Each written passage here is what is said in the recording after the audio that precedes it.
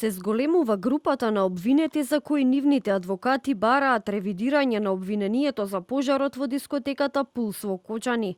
Станува збор за поранешниот министер за економија Крешник Бектеши, поранешниот директор на дирекцијата за заштита и спасување Беким Максути и вработен во Министерството за економија Зоран Николовски. Адвокатот на тројцата обвинети Еленко Миланов за телевизија 24 потврди дека иницијативата е поднесена и дека има правен основ за постапување.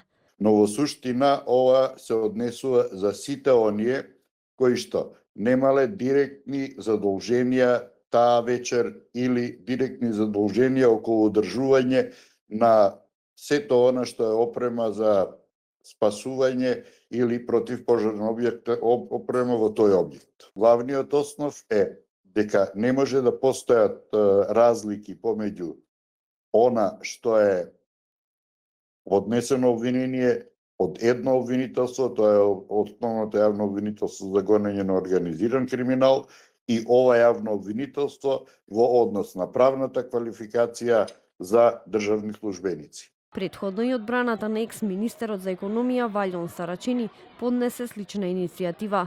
Адвокатскиот тим на Сарачини веќе има поднесено едно такво барање. Дури мислам дека и први го поднесовме до обвинителството. До сега нема никаков одговор за барањето. Како основ на поднесената иницијатива на одбраната е последната одлука на ОЈОГОК со која беше раздвоена постапката и за дел од полициските службеници беше поднесено обвинение како соизвршители за тешки дела против безбедноста, а за дел злоупотреба на службената должност и давање лажни информации. Дел од адвокатската фела предупредуваше дека обвинението за предметот е преобемно и дека не може за исти дела да се гонат најголем дел од обвинетите. Меѓу нив е и адвокатот Ванчо Шехтански, кој за телевизија 24 оцени дека не е исклучено обвинителството тешко да докаже вина за група од 25 обвинети. Сметаме дека обвинителството е свесно дека вака поставеното обвинение не држи и не може да помине.